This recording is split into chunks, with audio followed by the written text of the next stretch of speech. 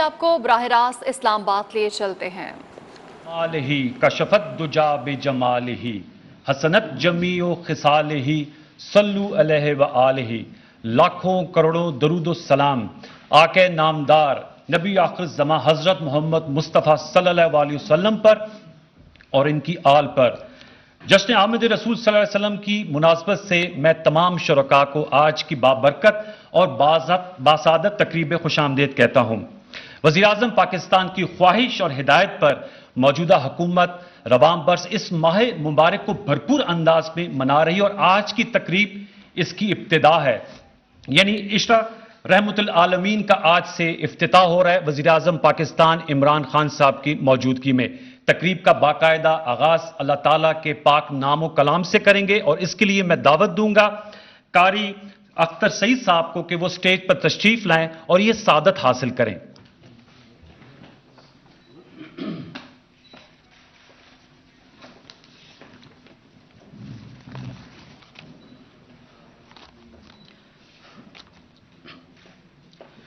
أعوذ بالله من الشيطان الرجيم.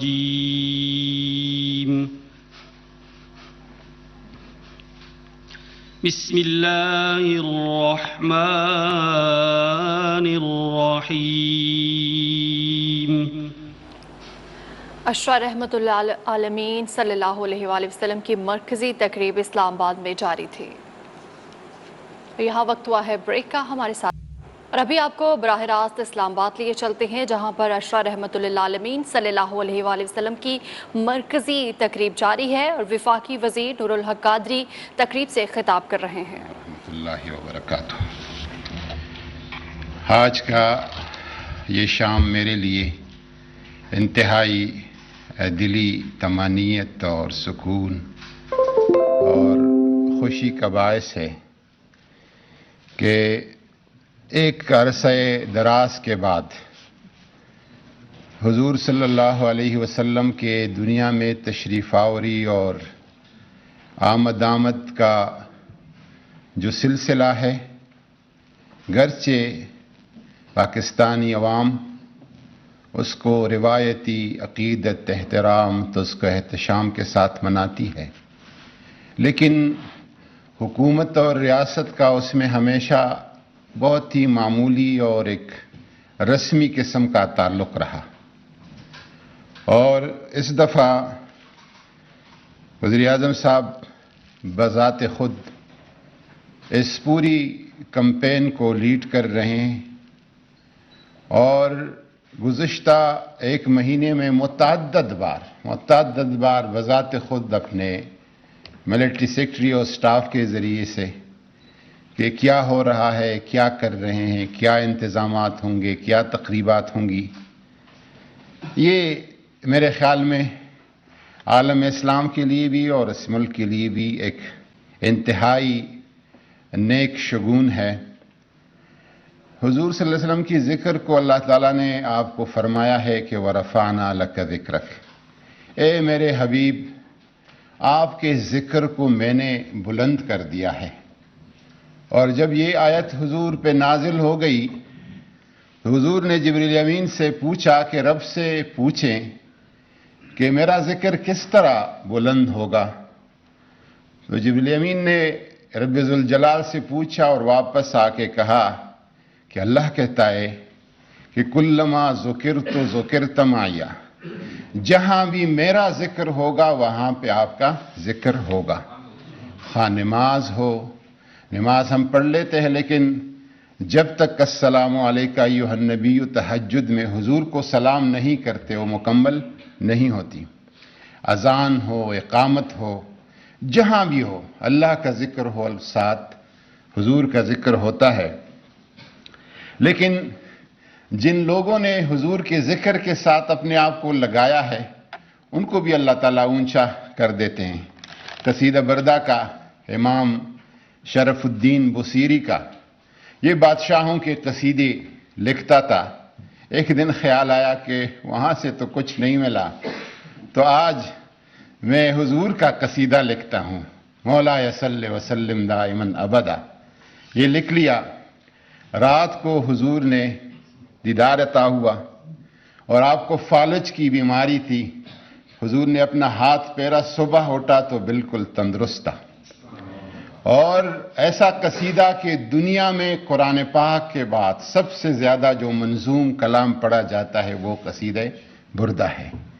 اللہ کے حبیب کے ذکر کے ساتھ جو لگتے ہیں وہ بھی بلندتر ہو جاتے ہیں. الحمدللہ کہ پرائم منسٹر صاحب اس حوالے سے جو، اور یہ چیزیں ایسے نہیں ہوتی، یہ یہاں سے ہوتی ہے، روح سے ہوتی ہے، دل سے ہوتی ہے، وجدان سے ہوتی ہے. ایک مضبوط نسبت اور اٹیچمنٹ اس کے لیے چاہیے ہوتا ہے. اور وہ یہ جو آج کی اس پورے کمپین کا اور جو پورا ایک چین آف پروگرامز ہے 3 ربیع الاول سے 13 ربیع الاول تک، یہ اس کا ایک حصہ ہے جو کہ آج وفاقی وزیر مذہبی امور نور الحق قادری تقریب سے خطاب کر رہے تھے. انہوں نے کہا کہ پاکستانی عوام میلاد مصطفیٰ صلی اللہ علیہ وآلہ وسلم نہایت عقیدت کے ساتھ مناتے ہیں. اور یہاں وقت ہوا ہے بریک کا. ہمارے ساتھ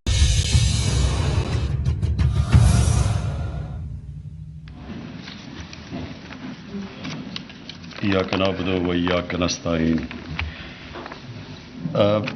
میں چاہوں گا کہ پہلے عبد القدیر خان کے لیے ہم دعا کر لیں. بہت عظیم پاکستانی تھے. مالک یوم الدین ایاک نعبد و ایاک نستعین اهدنا الصراط المستقیم صراط الذین انعمت علیہم غیر المغضوب علیہم ولا الضالین آمین. اللهم اغفره وارحمه وتجاوز عنه وانت ارحم الراحمین. اللہ تبارک و تعالیٰ مغفرت نصیب فرمائے. پاکستان کے لیے، امت مسلمہ کے لیے آپ کی جد و جہد اور کوششوں کو قبول فرمائے. حضور نبی کریم صلی اللہ علیہ وسلم کی شفاعت نصیب فرمائے. صلی اللہ علیہ وسلم. اچھا جی، آج میں بڑا ایک فخر سمجھتا ہوں کہ ہم آغاز کر رہے ہیں جس مہینے میں ہمارے نبی صلی اللہ علیہ وسلم ان کی برتھ ڈے بنانے کے لیے. تو میں جو آج بات کرنا چاہتا ہوں وہ اپنی قوم کے نوجوانوں سے کرنا چاہتا ہوں، کیونکہ ہماری اکثریت نوجوان ہے. اور میں ابھی بعد میں یہ بھی آپ کو بتاؤں گا کہ کیوں مجھے خوف ہے کہ جو آج کل ہمارے نوجوانوں کے اوپر پریشرز ہیں اور جس طرح کی میڈیا، سوشل میڈیا، جس طرح کے حالات جا رہے ہیں، تو مجھے بڑا خوف ہے. اس لیے میں ایک مختلف قسم کی بات کروں گا. میں اپنی زندگی سے شروع کروں گا کہ میں کوئی ہمیشہ جدھر آج ہوں اپنی زندگی میں میں ہمیشہ ایسے نہیں تھا. تو میں نے بڑا سوچا کہ میں اس کے اوپر بات کروں یا نہ کروں. پھر مجھے بشرا بیگم نے کہا کہ ضرور کرو، اور وہ اس لیے کرو اپنے نوجوانوں کے لیے. تو اپنی زندگی سے جس طرح میرا یہ جو سفر ہوا ہے اللہ کی طرف، تو میں صرف اس کے اوپر تھوڑی شروع میں بات کرنا چاہتا ہوں.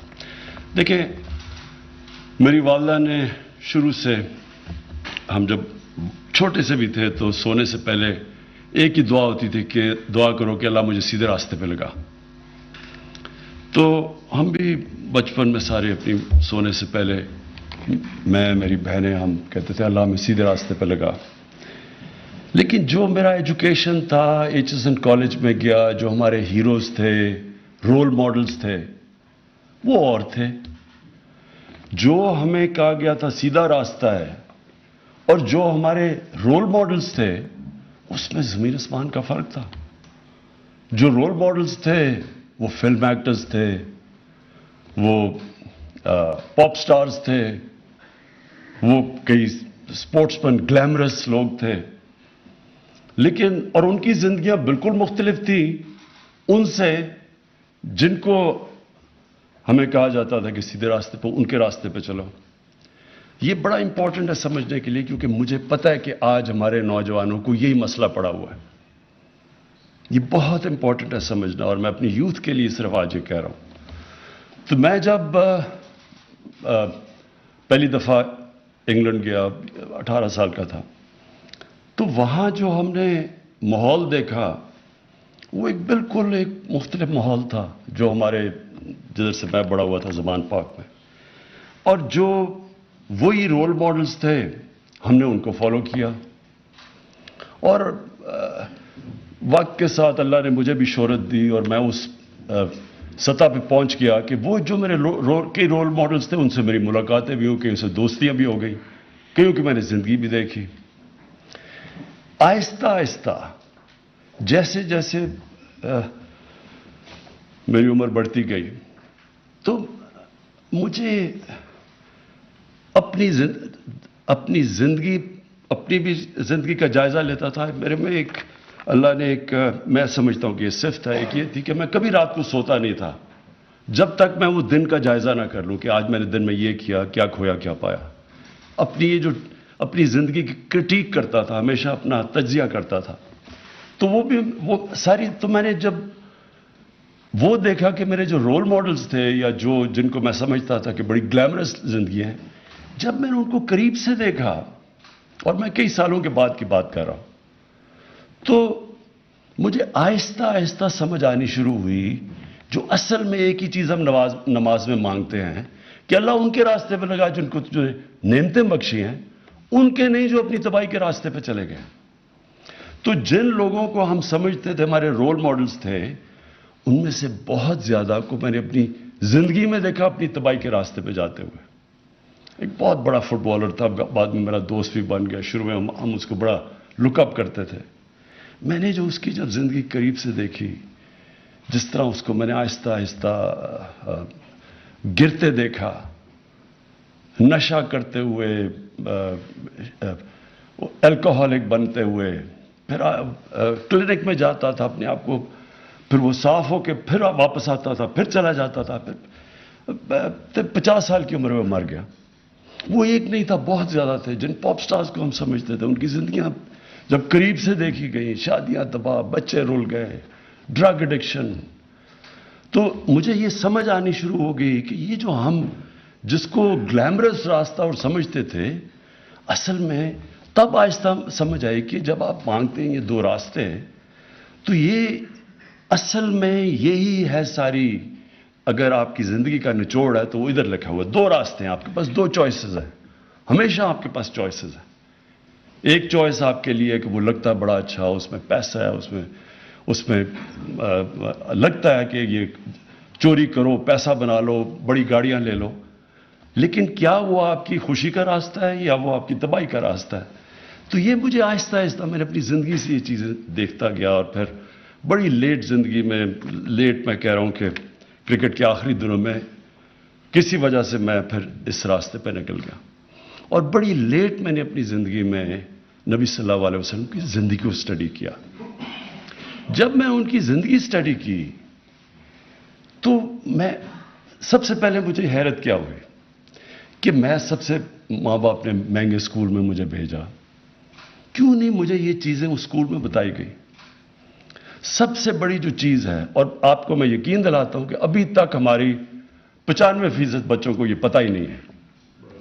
देखिए, दुनिया का जो सबसे बड़ा इनकलाब आया था ना, वो आया था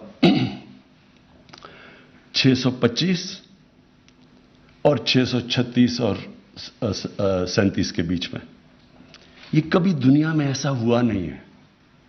ये अगर चीज़ यूरोप में होती, मगरब में होती, तो इसके ऊपर पता नहीं कितनी किताबें लिखी गई होती, फिल्में बनी होती, क्या क्या होता। मैं आपको यकीन दिलाता हूं कि मुझे अगर इतनी लेट जिंदगी में पता चला तो यहां अक्सरियत को नहीं पता कि वो क्या हुआ था। वो एक बहुत बड़ा दुनिया की तारीख का फिनोमेना था जिसको आप समझ ही नहीं सकते कि 625 में 313 लोग होते हैं जंग बदर में, और 636 में और 27 में दो सुपर पावर 11 और 12 साल में घुटने टेक देते हैं उनके सामने। ये क्या हुआ था? इसके ऊपर कोई रिसर्च हुई, कोई हमें बताया गया, कोई हमारे बच्चों को पता है कि पता तो चले ये हुआ क्या था। और ये जो फिनोमेना है, ये जब आप इसके पीछे जाएंगे तो आपको सिर्फ एक चीज पता चलेगी कि नबी सल्लल्लाहु अलैहि वसल्लम وہ شخصیت تھے جو یہ انقلاب لے کے آئے. اور انہوں نے دو اصول تھے, ایک تو ان کی پرسنالٹی تھی اور دوسرا مدینہ کی ریاست تھی جو ان کی سنت تھی. تو تب مجھے سمجھ آئی کہ کیوں اللہ ہمیں حکم دیتا ہے کہ ان کی زندگی سے سیکھو. کیونکہ اگر آپ ان کی زندگی سے سیکھیں گے تو وہ آپ کی عظمت کا راستہ ہے. وہی دو راستے ہیں, ایک تباہی کا راستہ ہے, ایک عظمت کا راستہ ہے. اصل میں جب آپ نماز پڑھتے ہیں تو آپ ان کا راستہ مانگ رہے ہوتے ہیں, کیونکہ وہ نعمتیں تو سب سے بڑی ان کو بخشی ہیں اللہ نے. وہ تو اللہ کے محبوب تھے, اللہ کے حبیب تھے. وہ ان کی اللہ ہمیں حکم کیوں کر رہا ہے کہ ان کے راستے پہ چلو؟ ہماری بہتری کے لیے. اللہ ہمیں اس لیے حکم کر رہا ہے کہ اگر آپ مدینہ کی ریاست کے اصولوں پہ اپنے ملک کو کھڑا کرو گے تو آپ کا ملک اٹھ جائے گا. آپ اگر ان کی کیریکٹر کو اپنانے کی کوشش کرو گے آپ اوپر چلے جائیں گے. صادق اور امین, آپ کسی گاؤں میں چلے جائیں, پتہ چلا لیں سارا گاؤں بتائے گا جی وہ بڑا وہ ہے صادق اور امین, سارا گاؤں اس کے پاس جائے گا مسئلے حل کروانے کے لیے, سارا گاؤں اس کی عزت کرے گا. پیسے سے کوئی تعلق نہیں ہوگا. لوگ عزت کرتے ہیں جو بھی ان کی جو کیریکٹر اس کو فالو کرے گا وہ ویسے ہی اٹھتا جائے گا, ایماندار آدمی. تو یہ جو فنومنا ہوا تھا اس کی میں نے اپنی طرف سے آج میں صرف میں نے اپنا میں کوئی اسکالر نہیں ہوں. یہ میں بعد میں آپ کو بتاؤں گا کہ میں اب کرنے کیا جا رہا ہوں. کہ ان کی زندگی, ہم ربیع الاول بناتے ہیں, ہم خوشیاں بناتے ہیں, ہم پٹاخے آتش بازی ہو جاتی ہے, لیکن کیا ان کی جو زندگی سے اس کے اوپر ہم عمل کرنے کی کوشش کرتے ہیں یا نہیں کرتے؟ ہم سارا یہ ایسے ہے کہ قرآن شریف آپ نے گھر میں رکھی ہوئی ہے, سارے اس کو بڑے عدد سے اٹھا رہے, پڑھ ہی نہیں رہے کہ اندر لکھا کیا ہوا ہے. اسی طرح ان کی زندگی جب ہم ان کے لیے جان دینے کے لیے تیار ہو جاتے ہیں, لیکن ان کے کیریکٹر سے تو سیکھیں. کیا ان کو ہم کیریکٹر کو اپنا رہے ہیں یا نہیں اپنا رہے؟ اللہ کا حکم ہے کہ ان کی سنت پہ چلو. تو میں نے جو دیکھا سب سے پہلے کیا چیز کہ یہ فنومنا کیا تھا. میں کوئی اسکالر نہیں ہوں. سب سے بڑی بات رحمت العالمین, سب انسانوں کے لیے رحمت لے کے آئے تھے. رحمت المسلمین نہیں تھے وہ. یہ بہت امپورٹنٹ ہے سمجھنے کی آپ کو بات. انہوں نے جو ان کی وہ چیزیں کر رہے تھے انسانوں کے لیے کر رہے تھے. یہ مجھے بتائیں کہ آج کسی ماڈرن کوئی بڑی ڈیموکریسیز ہیں جی, بڑا وہاں رول آف لا ہے, کبھی آپ یہ تصور کر سکتے ہیں کہ خلیفہ وقت حضرت علی ایک یہودی شہری سے کیس ہار جاتے ہیں عدالت میں؟ خلیفہ وقت کیس ہار جاتا ہے. ان کا مقام دیکھیں حضرت علی کا کیا تھا, لیکن جج کہتا کہ نہیں آپ کی بیٹی کی گواہی میں قبول نہیں کرتا. یہ انسانیت کا نظام تھا. سب انسان برابر تھے. یہودی کو بھی وہی انصاف مل رہا تھا ایک ملک کے سربراہ سے. تو وہ جو ایک کانسیپٹ تھا رب الانسانوں کو اکٹھا کرنا, انہوں نے لیڈرشپ کا جو پیمانہ دیا کہ انسانوں کو لیڈر اکٹھا کرتا ہے, تقسیم نہیں کرتا نفرتیں پھیلا کے. یہ نہیں کہتا کہ جناب ہندو سب سے عظیم قوم ہے باقی سارے نیچے ہیں. ان سب سارے انسانوں کے لیے انہوں نے جو ایک چھوٹے سا, میں اس لیے کیونکہ آج کل بڑا کرنٹ ہے, انہوں نے ایک کہا کہ اس دنیا کے لیے ایسے جیو کہ آپ نے 1000 سال زندہ رہنا ہے. اب اس کے اوپر دیکھیں کہ اگر آپ اس کے اوپر غور کریں تو جو آج دنیا کا سب سے بڑا مسئلہ بنا ہوا ہے کلائمیٹ چینج کا, انسان نے یہ تو نہیں کیا. انسان کی لالچ, اس کی ہوس, ہم نے دنیا سے اتنا ظلم کیا کہ آج ہمارا موسم بدل رہا ہے جس کے پتہ نہیں اب کیا اثرات ہونے والے ہیں. لیکن انہوں نے تقریباً 1500 سال پہلے کہہ دیا تھا کہ دنیا میں اس دنیا کے لیے ایسے رہو. آپ نے 1000 سال یعنی آنے والی نسلوں کے لیے آپ نے کس طرح کی دنیا چھوڑ کے جانی ہے. اور انہوں نے یہ بھی کہا کہ یہ جو مقابلہ سارا وقت ایک کلیش ہو رہا ہے ہیومن اور مٹیریل کا, انسانیت کا ایک طرف ہے اور ایک طرف جو پیسے کی پوجا کرنے والے لوگ ہیں. دو طرز زندگی ہے.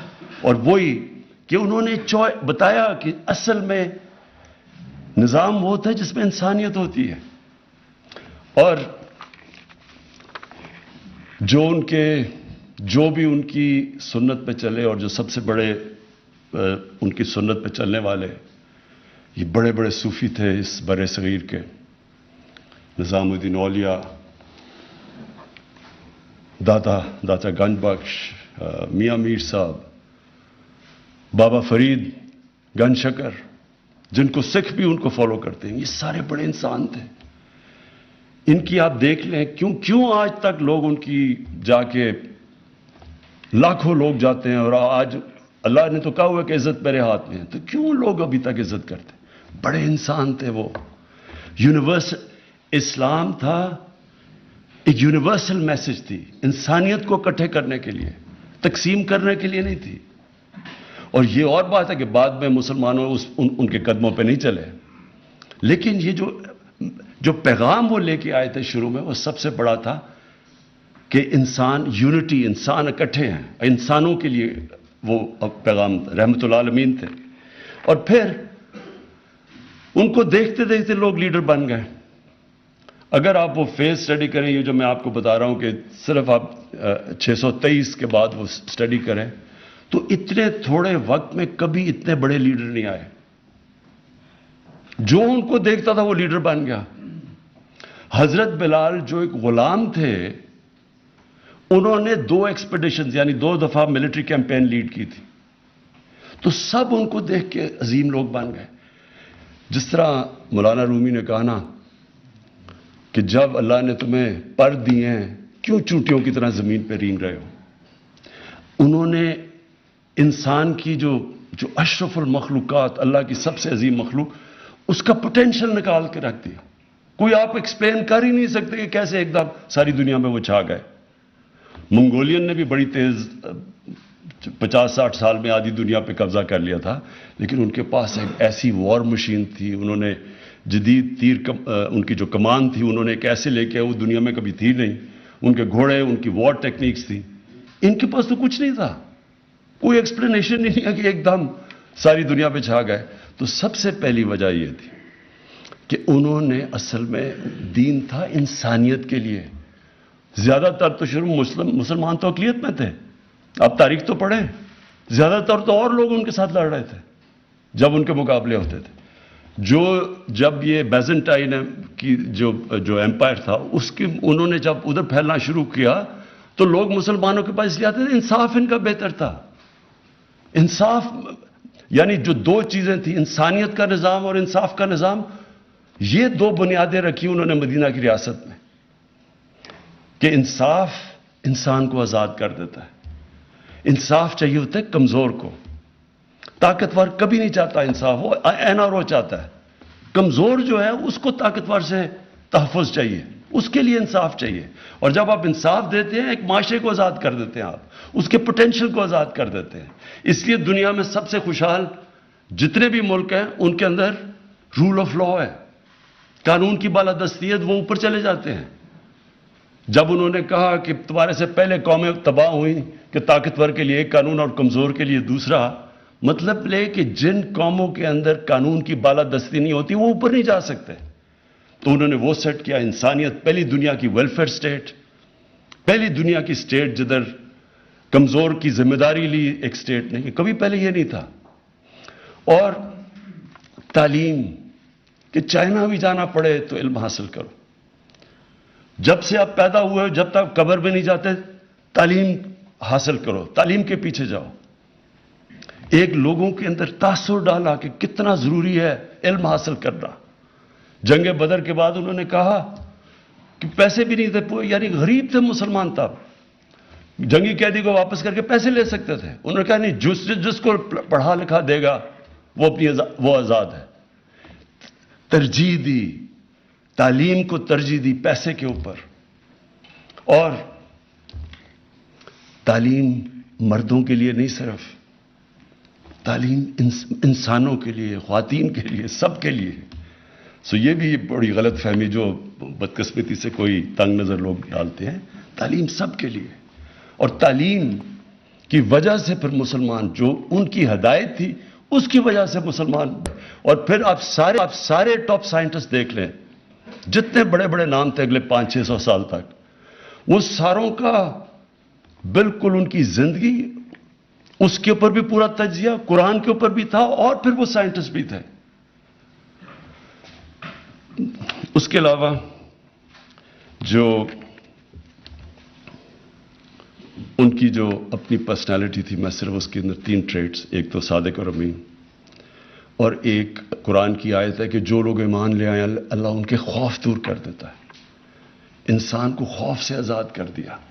یہ جو خوف ہے یہ انسان کو غلام رکھتا ہے کہ میرے رزق نہ چلی جائے، مجھے وہ کوئی طاقتور قتل نہ کر دے، مجھے ذلیل نہ کر دے، آزاد کر دیا انسانوں کو۔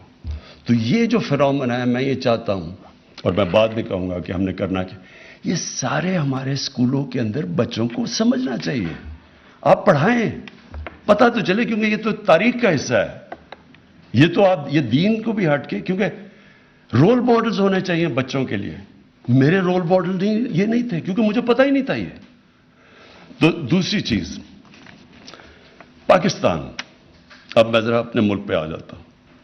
میں نے 3 سال یہ حکومت میں کیا دیکھا؟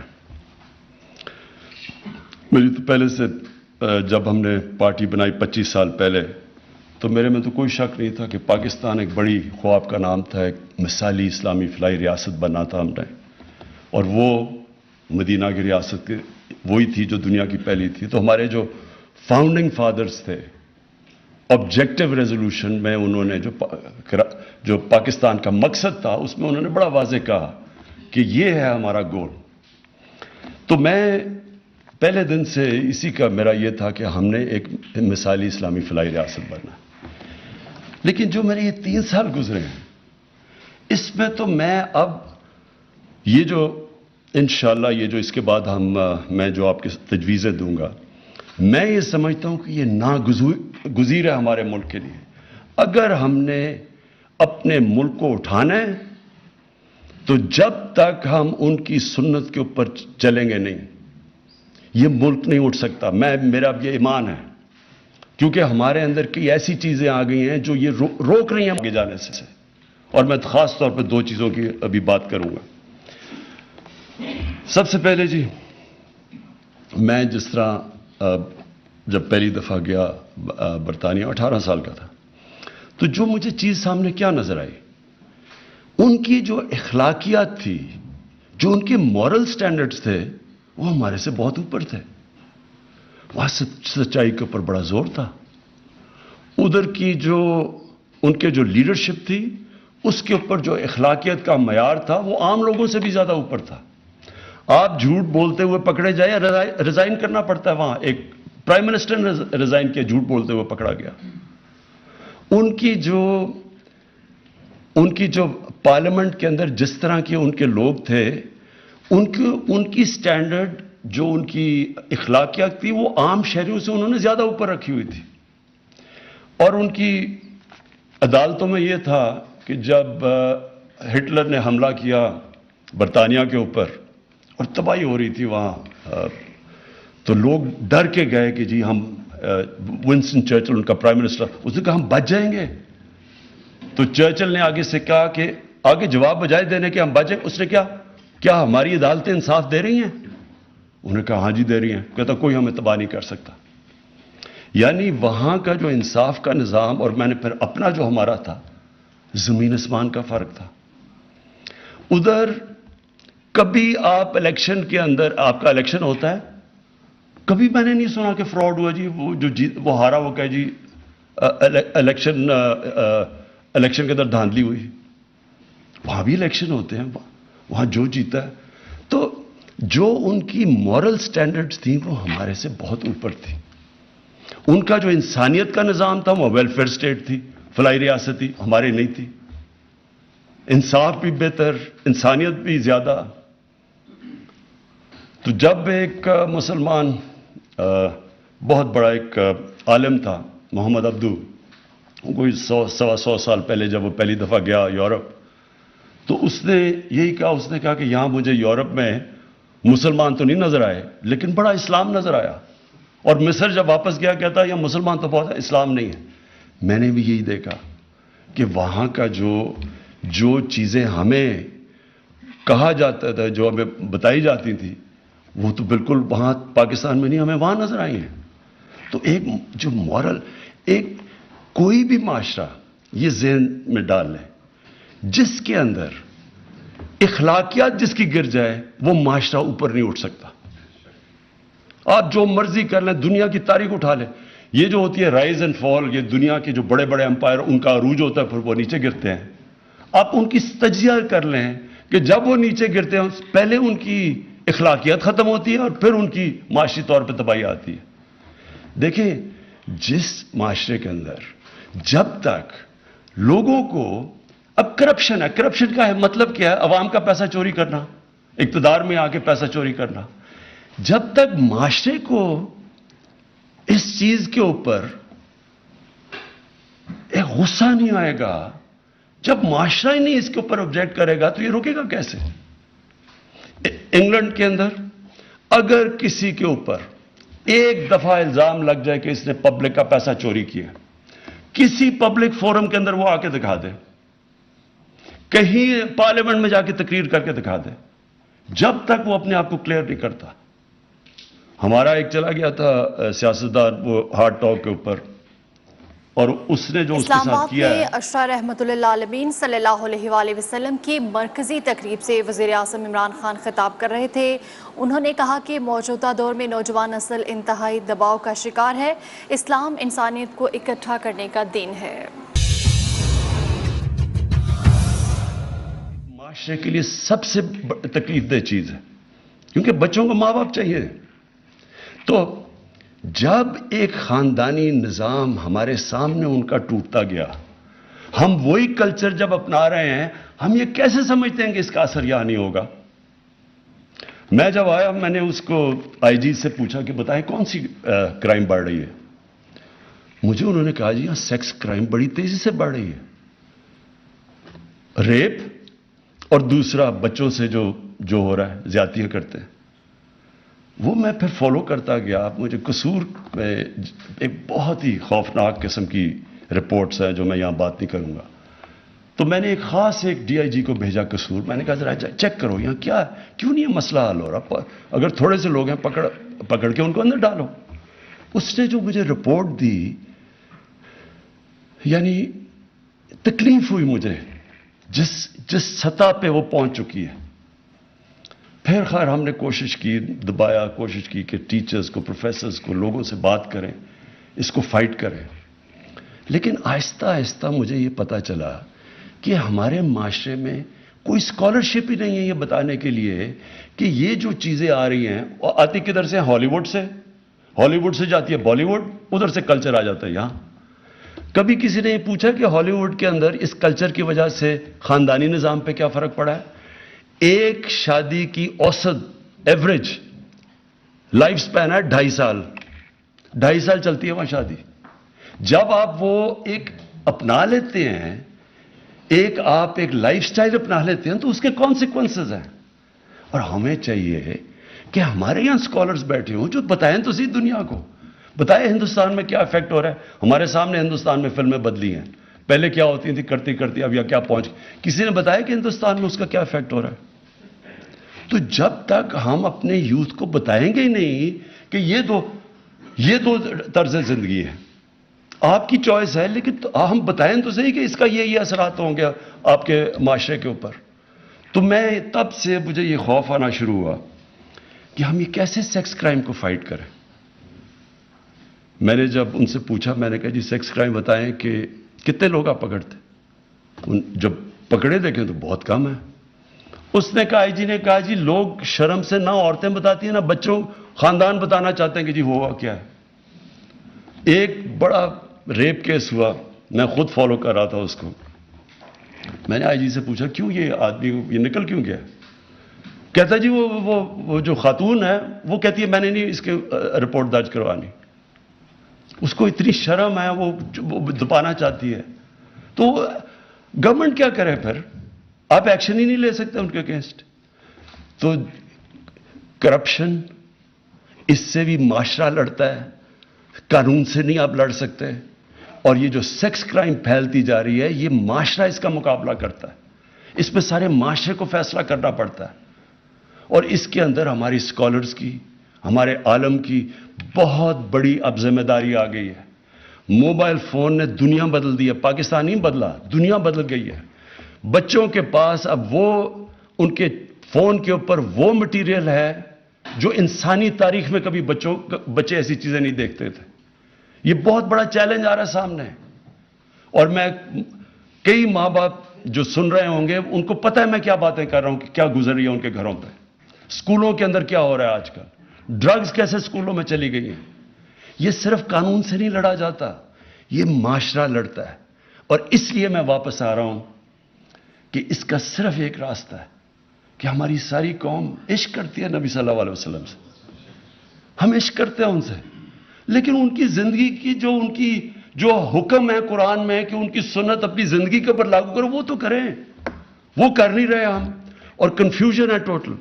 ڈرامے جی ٹی وی کے اوپر میں آیا، میں نے لوگوں کو سمجھایا، میں نے کہا یہ تم ڈرامے، وہ سارا انڈیا، وہ بالی ووڈ سے ہالی ووڈ سے بالی ووڈ اور بالی ووڈ سے ادھر. میں کہا آپ کو نہیں پتا کہ اس کا کیا اثر ہو رہا ہے معاشرے پہ؟ کہتا جی دیکھتا ہی کوئی نہیں ہے. اگر ہم یہ نہیں کریں گے تو لوگ. میں نے پھر جا کے پریزیڈنٹ اردوغان سے اس کا وہ جو ارتوگرل ڈرامہ لے کے آیا یہاں، اس لیے لے کے آیا ان کو بتانے کے لیے کہ اس میں فحاشی نہیں ہے، وہ سب سے زیادہ دیکھا جاتا ہے. اور اس نے کیوں، پریزیڈنٹ اردوغان نے مجھے بتایا اس نے کیوں وہاں ترکی میں شروع کیا. یہ پریزیڈنٹ اردوغان نے زور لگا کے یہ سارا کیا تھا، یہ بھی اور بھی ڈرامے. اس لیے کیا کہ وہاں تو اس سے بھی زیادہ برا حال ہے. وہاں بالکل ڈیوائیڈڈ ہے، ایک طرف مغربی تہذیب کے لوگ ہیں، دوسری طرف وہ دینی. تو وہاں تو اس نے کہا کہ یار ہمارے بچوں کو تو اپنی تاریخ کا ہی نہیں پتا. تو میڈیا کی بھی بہت بڑی ذمہ داری ہے. یہ جو میں پھر سے جب کہتا ہوں کہ جب ہم یہ لڑیں گے، یہ جو سیکس کرائمز ہیں، یہ جو اپنے معاشرے کو خاندانی نظام بچانا ہے، یہ ہمیں واپس جانا پڑے گا. ہمارے سکولرز کو بتانا پڑے گا. میں سکولر نہیں ہوں، لیکن سکولرز کو بیٹھ کے اس کے اوپر کام کرنا پڑے گا. یہ معاشرے کے سامنے بہت بڑا چیلنج آ رہا ہے اور اس کے بہت برے اثرات ہیں. آج ہی آپ دیکھ لیں پاکستان میں کہ ڈیورس ریٹ کدھر سے کدھر چلی گئی. اچھا جی، اس کے علاوہ دو اور جو میں اناؤنس کرنے سے پہلے، ہمارا کلچر مختلف ہے. جو کلچر بچوں کے سامنے آ رہا ہے، کارٹونز کے، ایک کارٹون بڑا انفلوئنس کر رہے ہیں بچوں کو. اس کارٹون کے اندر کلچر بالکل مختلف ہے. بچوں کے اندر کنفیوژن ہے. تو ہمیں میڈیا سے اپنے بچوں کو اپنی تہذیب کے مطابق، کیونکہ وہاں سے انڈوکٹرینیشن شروع ہو جاتی ہے، بچوں کو بتانا چاہیے کہ دوسرا طرز زندگی بھی ہے.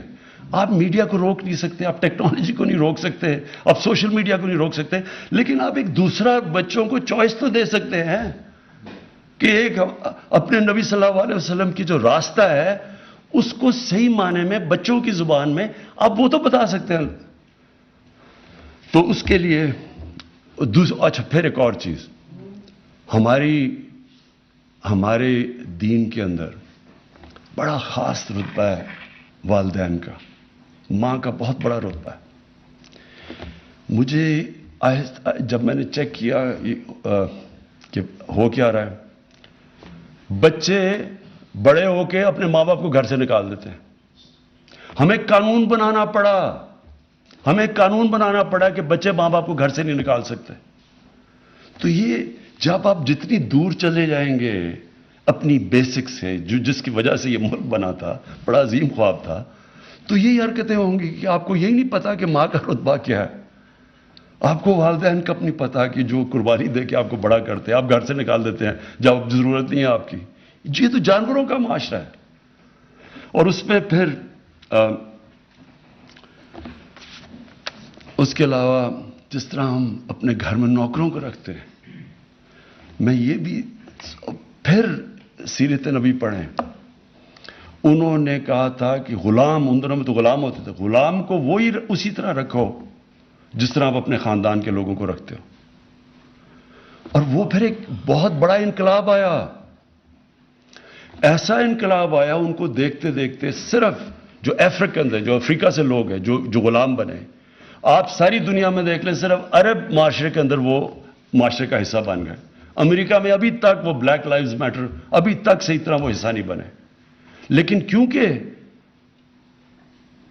رحمت العالمین نے انسانیت کی بات کی اور انہوں نے کہا کہ یہ بھی انسان ہے، ان کو کرو، تو آج ہم دیکھیں کہ ہم اپنے گھر کے ملازموں کو کیسے رکھتے ہیں. کیا ہم ان کو صحیح کھانا کھلاتے ہیں؟ کیا ہم ان کو صحیح دیتے ہیں؟ مغرب میں ذرا دیکھ لیں، ان کے پاس رائٹس ہے سارے ملازموں کے پاس. کیا ہم کرتے ہیں؟ اور وہ آپ کو اتنا فخر ہونا چاہیے کہ ساری دنیا کی سویلائزیشن میں سے واحد مسلمانوں کا سویلائزیشن تھا جدھر غلام بادشاہ بن گئے. مملوک غلام تھے، یہاں ہندوستان میں سلیو ڈائنسٹی تھی، غلام بادشاہ بن گئے کیونکہ ایک ان کو انسان بنا کے رکھا. یہ نہیں ہے ہمارے معاشرے کے اندر، بدقسمتی سے یہ نہیں ہے. تو میں اب آخر میں جو کرنا کیا چاہتا ہوں، میں نے یہ فیصلہ کیا کہ یہ اس طرح تو ہم فنکشنز کرتے رہیں گے، فنکشنز ختم ہو جائیں گی، ہم تھوڑی دیر کے بعد سیلیبریٹ کر کے پھر اپنی زندگی میں چلے جائیں گے. لیکن میں یہ سمجھتا ہوں کہ ہمیں پاکستان کو اب ایک رخ اپنا بدلنا پڑے گا، وہی اسی پہ جانا پڑے گا جس مقصد کے لیے پاکستان بنا تھا. علامہ اقبال، میں ان کا پڑھ رہا تھا، انہوں نے کہا کہ مسلمان معاشرہ جب بھی اٹھتا ہے تو ہمیشہ وہ واپس مدینہ کی ریاست کے اصولوں پہ جا کے اٹھتا ہے، جب گرتا ہے ان سے جب دور چلا جاتا ہے. تو میں نے فیصلہ کیا کہ ہم اب ایک رحمت العالمین اتھارٹی بنانے لگا ہوں میں. اس کا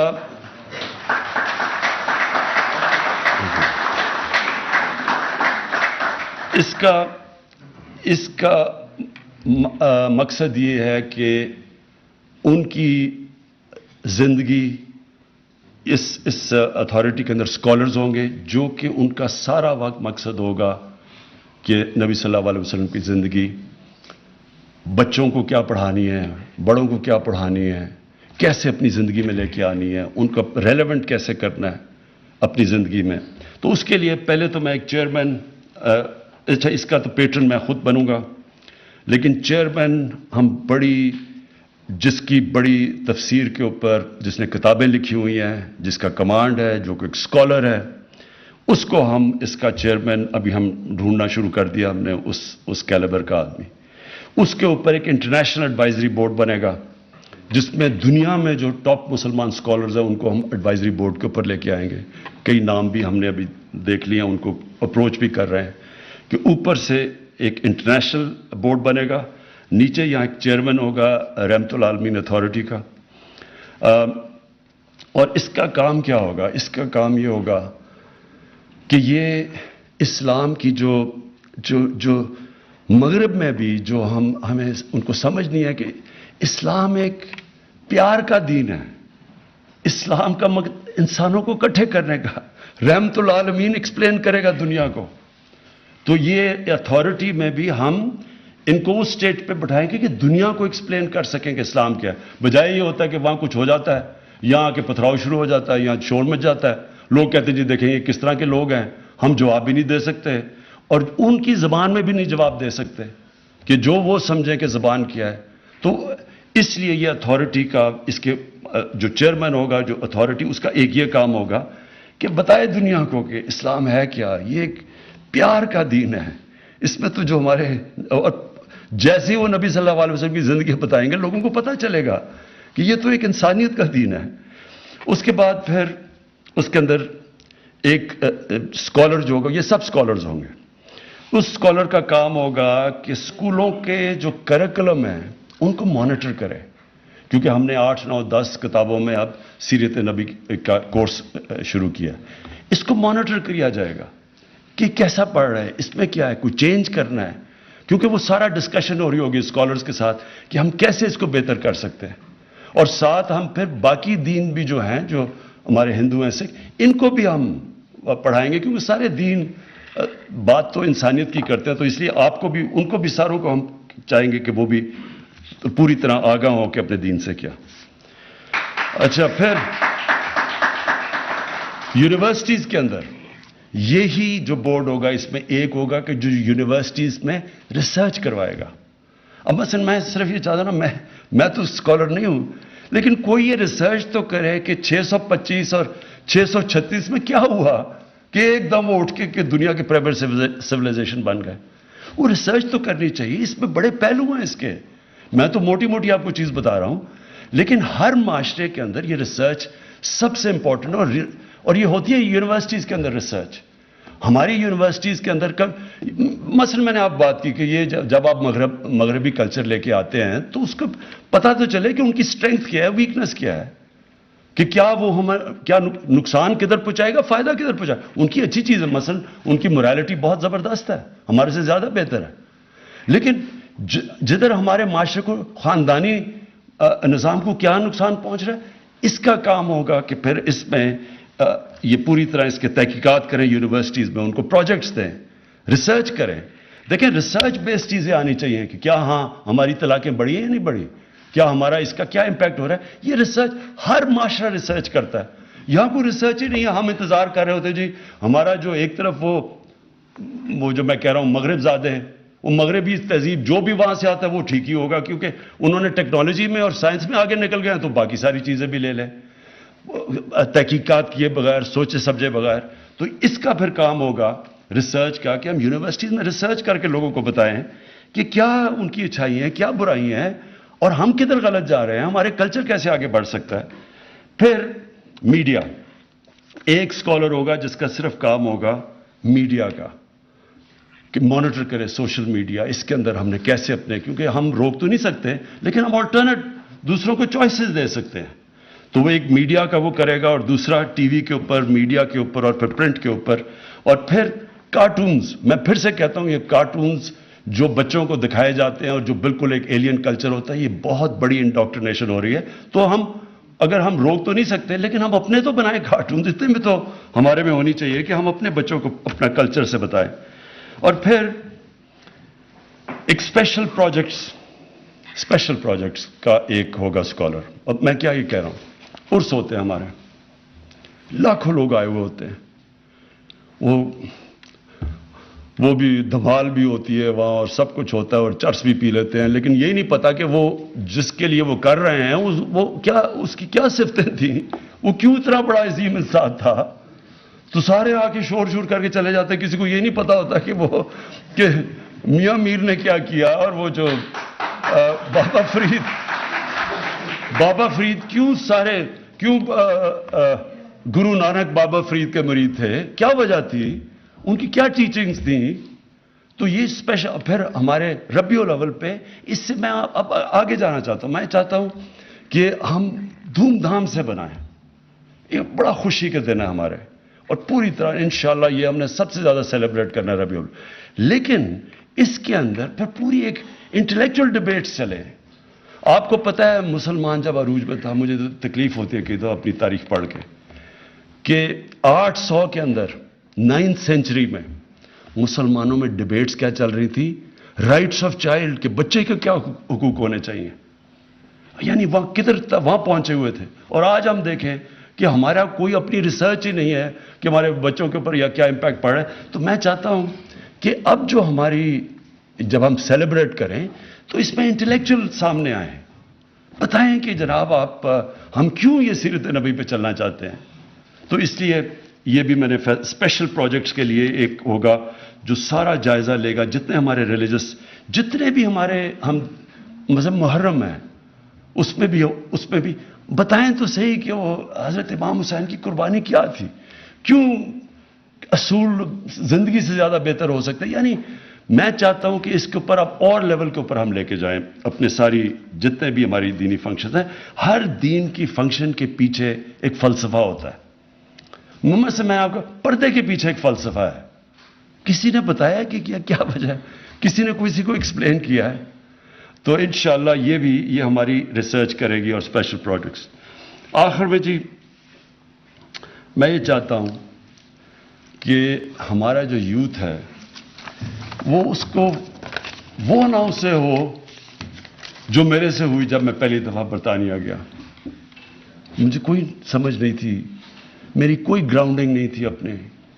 مجھے اپنی نبی صلی اللہ علیہ وسلم کی زندگی کا کوئی صحیح معنی میں علم نہیں تھا. ہمارے لیے ہمارے انگلش میڈیم ایجوکیشن نے بیسکلی ہمارے تاثر یہ ڈال دیا کہ ہم سب پیچھے ہیں, ہمارا دین آؤٹ ڈیٹڈ ہے, ہمارا کلچر پیچھے ہے, اور جو بھی ہے تو وہ مغرب ہے. اور یہ بدقسمتی سے ابھی بھی ہمارے بچوں میں جس طرح کا سوشل میڈیا پہ کانٹینٹ آ رہا ہے, فلمیں آتی ہیں, سب کچھ آتا ہے. تو دیکھیں, دین میں تو کوئی زبردستی نہیں ہے.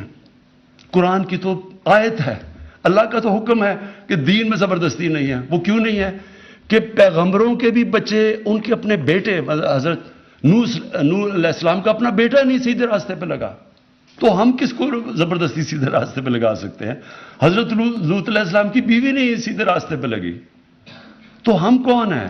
تو دین میں زبردستی تو نہیں ہے, لیکن کم از کم ہمارے بچوں کو چوائس تو پتہ چل جائے گا. اگر یہ راستے پہ چلو گے تو یہ اس کے مسئلے ہیں, اور اگر اس راستے پہ چلو گے تو یہ ہے کہ یہ جو آپ قرآن میں آپ کہتے ہیں کہ اللہ مجھے ان کے راستے پہ لگا, نعمتیں جن کو بخشی, وہ نعمتوں کا راستہ یہ ہے, جو تباہی کا راستہ ہے وہ یہ ہے. پتہ تو چلے بچوں کو, چوائسز تو اپنے بچوں کے سامنے رکھیں. ابھی تک تو میں آپ کو یقین دلاتا ہوں کہ یہ میرے کئی ماں باپ اگر دیکھ رہے ہوں گے, ان کو پتہ ہے کہ وہ بچے, وہ جب ماں باپ کہتے ہوں گے نا کہ جی یہ تم یہ پڑھو, نماز پڑھو, وہ کہتے ہیں یہ پتہ نہیں کون سی باتیں کر رہی ہیں. میری والدہ جس کے میں بہت پیار کرتا تھا, وہ مجھے سارا وقت کہتی رہتی تھی, میں سمجھتا تھا ان کو کیا پتہ, دنیا تو یہ آگے نکل گئی ہے, یہ تو پرانی باتیں کر رہی ہیں. میں تو یہ اندر سے ان کے سامنے والد صاحب کے ساتھ جمعے کی نماز میں بھی چلا جاتا تھا, یہ نہیں پتا کہ نماز میں پڑھ کیا رہا ہوں, کہ مانگ رہا ہوں سیدھا راستہ اور لگا ہوں دوسرے راستے پہ. اس لیے میں چاہتا ہوں کہ ہمارے بچوں کو یہ نہ ہو. میں چاہتا ہوں کہ جو ہمارا یوتھ ہے, جو ہماری فیوچر ہے, میں چاہتا ہوں کہ میری نوجوانوں کو سب کو پتا ہو کہ ہم ہیں کیا, یہ کیوں ملک بنا تھا. جو دنیا کا تاریخ کا سب سے عظیم لیڈر نہ کبھی آیا نہ کبھی آ سکتا ہے, جس کو اللہ کہہ رہا ہے اپنا رول ماڈل بناؤ, تو آپ اس کو رول ماڈل تب بنائیں گے آپ کو پتا تو چلے کہ رول ماڈل کی صفتیں کیا تھی. آپ جب تک ان کو یہی نہیں بتائیں گے کہ وہ کیسے اٹھا کے انہوں نے ٹوٹے پھوٹے عربوں کو دنیا کی امامت کروا دی, تو لوگوں پتا تو چلے لوگوں کو کہ وہ کیا صفتیں تھیں. ہماری یونیورسٹیز میں, سکولز میں کبھی بھی جب تک ہم ان کو صحیح معنی میں اپنے نبی صلی اللہ علیہ وسلم سے عشق کرانے, ہم عشق کرتے ہیں نا, لیکن ان کی جب تک ہم بتائیں گے نہیں, لیڈر ہی نہیں بن سکتے, کیونکہ ان سے بڑا لیڈر آیا ہی نہیں. وہ کیسا لیڈر تھا جس کو دیکھ کے سارے لیڈر بن گئے. ایک کتاب ہے دی عرب کانکویسٹ, انگریز نے لکھی ہوئی ہے. وہ اس کتاب کے اندر بتاتا ہے کہ جو جنرل بنتا تھا وہ جا کے وہ کام کر دیتا تھا, یعنی کوئی سوچ ہی نہیں سکتا تھا, کسی کا نام بھی نہیں ہوتا تھا جا کے بڑا. یہ سوچ لیں کہ دنیا کی تاریخ کا خالد بن ولید شاید ہی دنیا کی تاریخ میں اتنا بڑا کوئی جنرل آیا ہو, وہ کبھی جنگ ہی نہیں ہارے تھے. حضرت عمر ان کو کہتے تھے کہ نہیں تم چھوڑو, کسی اور کو میں کمانڈ دینے لگا ہوں. تو یہ اتنے زیادہ عظیم لوگ کیسے بن گئے؟ اس کے اوپر تو ریسرچ کریں, بتائیں تو صحیح کہ وہ کیا صفتیں تھیں, ہمارے نبی کی کیا صفتیں تھیں کہ انہوں نے ساروں کو لیڈر بنا دیا. تو ہمیں تو سب سے بڑا مسئلہ پاکستان میں لیڈرشپ کرائسس ہے, ہمیں تو لیڈر ہی نہیں ملتے. اب جو پاکستان سے ہوا ہے یہ لیڈرشپ کی وجہ سے یہاں پہنچے ہیں. تو ان کی جب ہم بچوں کو, نوجوانوں کو, ان کو آگے سے جب, اور یہ تو ہم دھوم دھام سے مچائیں گے, اور میں اپنے سارے ایم این ایز کو, سارے منسٹرز کو کہہ رہا ہوں کہ اس ہفتے میں آپ نے پوری طرح شرکت کرنی ہے, حصہ لینا ہے, ایک ایسا ربیع الاول بنانا ہے جو کبھی پاکستان کی تاریخ میں نہیں بنا. یہ تو لیکن آگے ہم نے اس کو اس سے بھی اوپر لے کے جانا ہے. اور آگے میں یہ چاہوں گا سب سے زیادہ کہ اسکولوں کے اندر رٹانی بچوں کا, بچے تو کئی دفعہ رٹ لیتے ہیں, باقاعدہ بچوں سے پتہ چلیں کہ کیا وہ سمجھ گئے ہیں کہ یہ کیا تھا عظمت کا راستہ. تو انشاءاللہ اس کو ہم اب ایک پوری یہ جو رب العالمین اتھارٹی ہے اس کو اب پورا اسٹیبلش کریں گے. اس میں اسکالرز ہوں گے, دنیا کے باہر بھی ہم بتائیں گے کہ آگے سے کبھی کوئی یہ جو جس طرح گستاخی کرتے ہیں ان کی شان میں, اس کے اوپر ایک بڑا زبردست انٹلیکچوئل قسم کا جواب جائے گا، بجائے اس کے کہ ہم اپنا توڑ پھوڑ کر کے اور نقصان کریں. اور اندر اپنے سکولوں کا ہم مانیٹر کریں گے. جو چیئرمین ہوگا اس کمیٹی کا، اس کا کام ہوگا کہ اوور آل سارے علماء پاکستان میں ان سے سب سے رابطے کریں. بڑے بڑے ہمارے علماء بیٹھے ہوئے ہیں، کوشش کریں کہ ہم ساری کئی جوائنٹ ہم اکٹھے مل کے اسٹیٹمنٹس دیں، بجائے کوئی کسی کی 1.5 انچ کی مسجد ادھر ہے ادھر ہے. کوئی مشترکہ ایک پلان کریں، لیکن اسکالرز مل کے بیٹھ کے کریں. کوشش کریں کہ اب اپنے ملک کو واقعی ادھر لے کے جائے جو کہ 74 سال پہلے یہ ملک جب جس ویژن کے نام پہ بنا تھا. بہت بہت شکریہ.